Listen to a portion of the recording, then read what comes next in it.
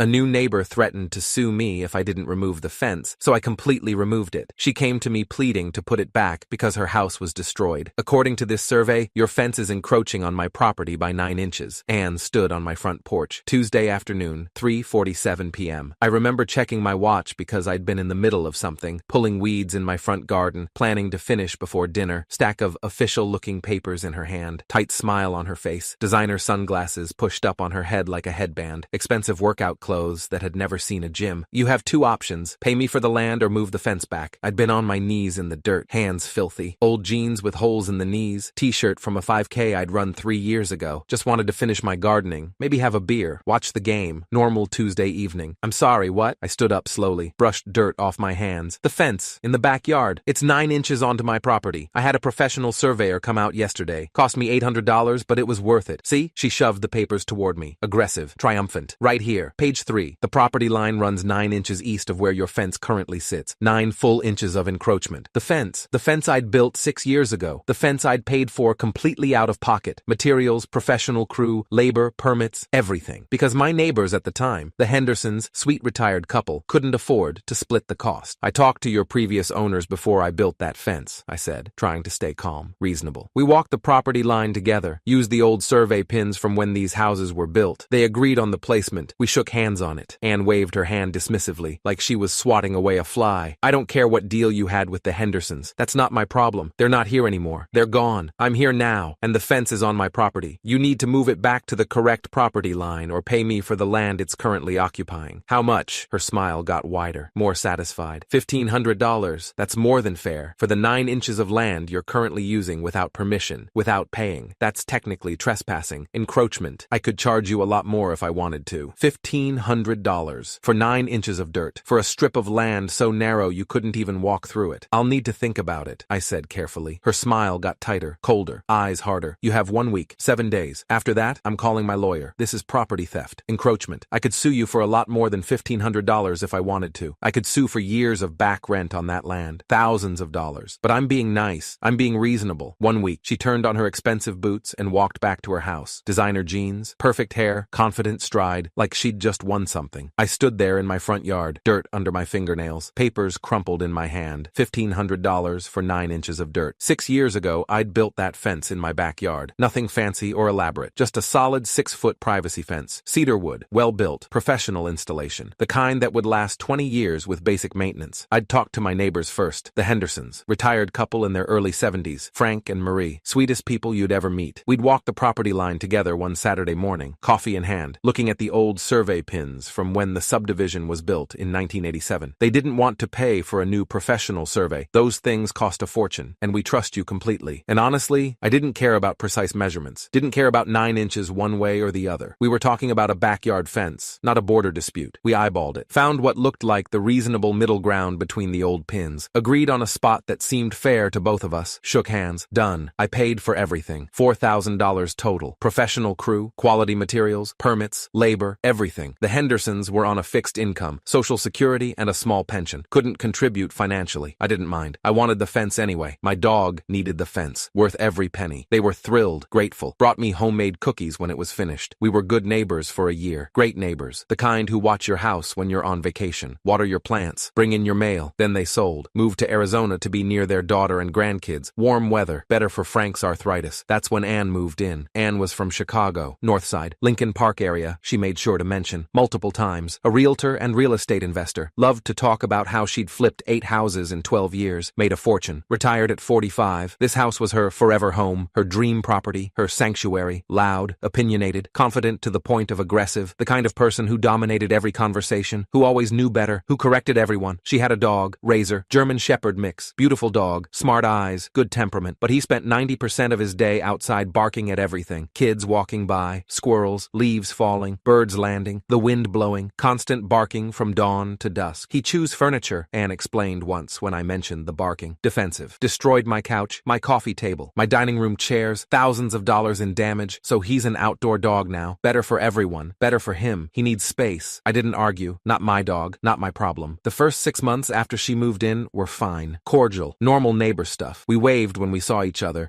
made small talk about weather and yard work. She borrowed my ladder once. I borrowed her hedge trimmer. Standard suburban neighbor relationship. relationship. Then one afternoon, that Tuesday, 6 weeks ago, I came home from work around 3:30 p.m. and saw a guy in an orange surveyor's vest walking around my backyard, taking measurements, placing little flags and markers, setting up equipment, focused entirely on the fence line. I walked over. "Can I help you?" "Just doing a property survey for the owner." He gestured toward Anne's house. She wanted to know the exact property lines, where everything sits legally. Okay, weird, but okay. Her money, her choice. Should be done in about an hour. I went inside, didn't think much of it. Maybe she was planning a project. Maybe she needed the survey for refinancing. Maybe insurance required it. Who knows? The next day, that Wednesday, Anne showed up at my door with those papers, with her tight smile, with her ultimatum: move the fence or pay me $1,500, 1 week, or lawyers. That night, I sat at my kitchen table, beer in hand, papers spread out, looking at the survey, the measurements, the reality. She was technically correct. The fence was 9 inches onto her property according to the new professional survey. 9 inches, not a foot, not 2 feet, 9 inches. But I'd built it in good faith, with permission from the previous owners, with a handshake agreement, with their blessing, and I'd paid for everything, every single dollar, $4,000 6 years ago. Now she wanted me to either pay her $1,500 for 9 inches of land, or pay probably $5,000 to move the entire fence back. I called my contractor buddy Mike around 8 p.m., guy who'd built the original fence 6 years ago. Good guy, honest, fair prices. Told him the whole story, the 9 inches, the $1,500 demand, the threat of lawyers and lawsuits. He laughed, actually laughed out loud. "Man, that's brutal. What do you want to do? You want me to move it back 9 inches? That's gonna be expensive. Probably cost almost as much as building a new fence. Have to pull all the posts. They're cemented in deep. Reset the entire line.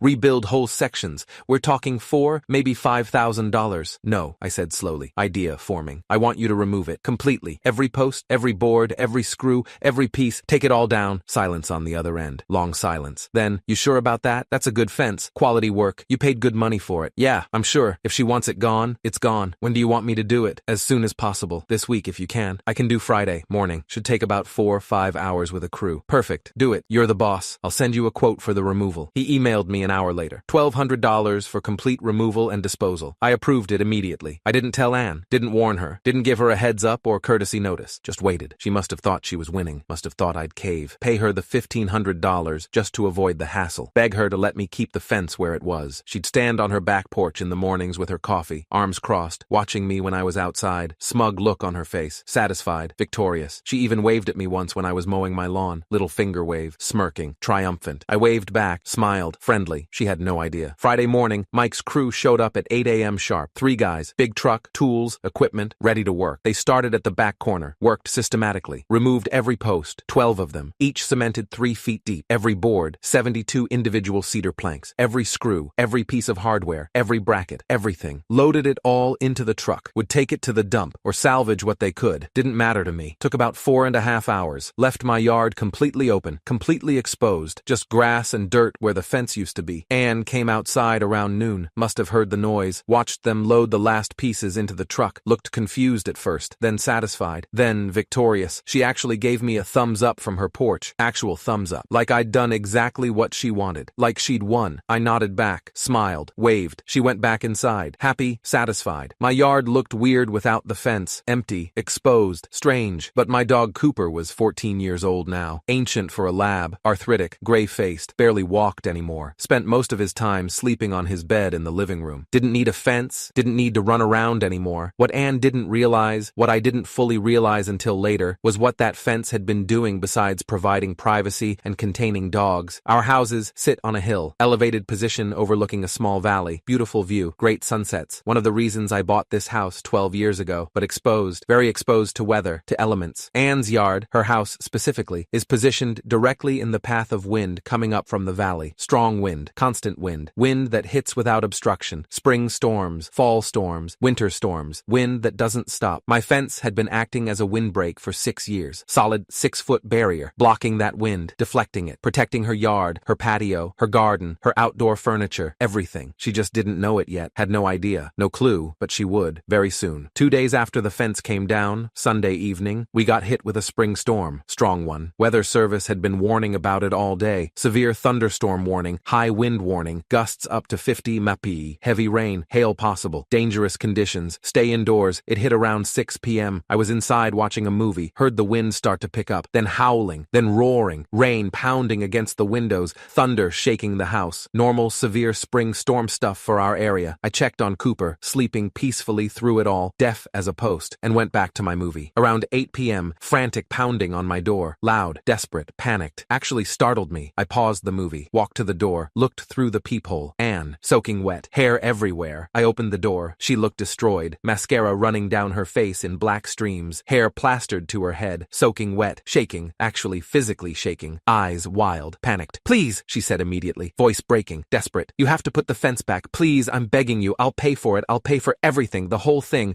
Just please put it back." "What happened?" She started crying, full breakdown, sobbing. The wind destroyed everything. My entire backyard, my brand new patio furniture, the expensive outdoor set I just bought 2 months ago, cost me $4,000. It all blew away, blew into the pool. The table shattered, chairs bent, cushions everywhere, ruined, all of it. She was hyperventilating. My pergola, the custom one I just had built last month, cost me $6,000. It collapsed completely, just fell apart, destroyed, wood everywhere, posts snapped, roof torn off, completely destroyed, tears streaming. My garden, all my plants, all my flowers, everything I planted this spring, shredded, destroyed, torn out of the ground. The wind just ripped everything apart. Her voice broke completely. And Razor got so freaked out by the wind and the noise and the storm that he bolted through the side gate and ran off. I spent 2 hours looking for him, driving around the neighborhood in the rain, calling his name, soaking wet. Finally found him 3 blocks away, hiding under someone's car, terrified, shaking, wouldn't come to me, had to crawl under the car to get him. She looked at me with desperate, pleading eyes, mascara everywhere, hair dripping. "Please, you have to put the fence back. I didn't know it was protecting my yard. I didn't understand. Please, I'm sorry. I was wrong. I made a mistake. I'll pay you. I'll pay for the whole thing, everything. Just please put it back." I stood there in my doorway, dry, warm, safe, comfortable, looked at her standing there on my porch in the rain, soaking wet, destroyed yard, terrified dog, everything ruined, everything gone. "I'm sorry, Anne," I said, voice calm, even, measured. "You wanted the fence gone. You threatened to sue me. You gave me 1 week to either pay you or remove it. You said it was encroaching on your property. You were right. The survey proved it, so I removed it. Problem solved. No more encroachment. But I didn't know. I can't afford to put it back now," I continued. "You didn't want to pay me anything for the 9 inches. You wanted me to pay you $1,500, and now I don't have the money to rebuild it. That fence cost me $4,000 6 years ago. Would probably cost $6,000 or $7,000 now with inflation and material costs. I can't afford that. I spent $1,200 just having it removed." Her face went white, completely white, like all the blood drained out. Maybe we could work something out. I could pay for it. All of it. I'll give you the $1,500 back, plus pay for the new fence, everything. Just please, I'll think about it," I said. Then I closed the door, gently, firmly. Final click. She stood there for a long moment. I could see her shadow through the frosted glass panel in the door, standing, not moving. Then she turned and walked away, back into the rain, back to her destroyed yard. She knocked again the next day, Monday morning, 7:30 a.m. I was having coffee, getting ready for work. I didn't answer, just watched through the window as she stood there, knocked 3 times, waited, knocked again, finally left. She came back Tuesday evening. Around 6 p.m., I was making dinner, didn't answer. Wednesday morning, didn't answer. Thursday evening, didn't answer. She left notes, slipped them under my door, in my mailbox. "Please call me. We need to talk. Anne, I'm willing to pay for everything. Please, let's work this out. I made a mistake. I'm sorry. Please." I threw them away without reading past the first line. Eventually, over the next 2 weeks, she stopped coming, stopped knocking, stopped leaving notes. But I'd see her in her backyard sometimes, from my kitchen window, trying to clean up the destruction, trying to salvage things, hired people to remove the collapsed pergola. Took them 2 days, bought cheaper patio furniture, smaller pieces, heavier concrete pieces that wouldn't blow away as easily. But every storm after that, every strong wind caused more problems, more damage, more chaos. I'd see her running outside during storms, trying to secure things, trying to bring furniture inside, trying to prevent disaster. She kept Razor inside after that first storm. Full-time indoor dog now. I'd hear him barking through her walls when I was in my backyard. Constant barking. Hear her yelling at him. Hear the chaos. Hear her frustration. The house that was supposed to be her forever home had become a nightmare. 4 months later, early September, there was a "for sale" sign in her yard. Big professional sign. Real estate company logo. Price to sell. She moved out 3 weeks later, before fall storm season, before the real weather hit, before winter, before snow and ice and brutal wind. I heard through other neighbors, through Susan 2 houses down who knew everything about everyone, that Anne sold the house at a significant loss, bought it for $340,000 14 months earlier, sold it for $295,000, lost $45,000 plus all her improvements, the pergola, the furniture, the landscaping, everything. All gone, lost money, lost time, lost her dream, lost everything. New neighbors moved in mid-October. Nice couple. Dave and Jennifer, mid-40s, 2 kids, 10 and 12, normal suburban family. They introduced themselves a week after moving in, brought over cookies, asked about the neighborhood, the schools, normal new neighbor stuff. Dave asked about the missing fence. We noticed there's no fence between the properties, just open yard. Were you planning to build one? We'd be happy to split the cost if you want. Make it easier for both of us. Keep our dog contained. I told them the whole story. The Hendersons, the handshake, Anne, the survey, the 9 inches, the ultimatum, the removal, the storm, everything. They laughed. Actually laughed. That's insane, Jennifer said. She threatened to sue you over 9 inches and then destroyed her own yard? Pretty much. So, do you want to rebuild it? We'll split everything 50-50. Materials, labor, everything. Fair? I smiled. I appreciate it. But I'm good. My dog's too old to need it anymore. And I kind of like the open space now. But thank you. They nodded, understanding. If you change your mind, let us know. I will. I still haven't put the fence back. Don't plan to. Cooper died 6 months ago. Old age. Peaceful. No more need for containment. And every time there's a storm, every time the wind picks up, I sit in my living room and smile.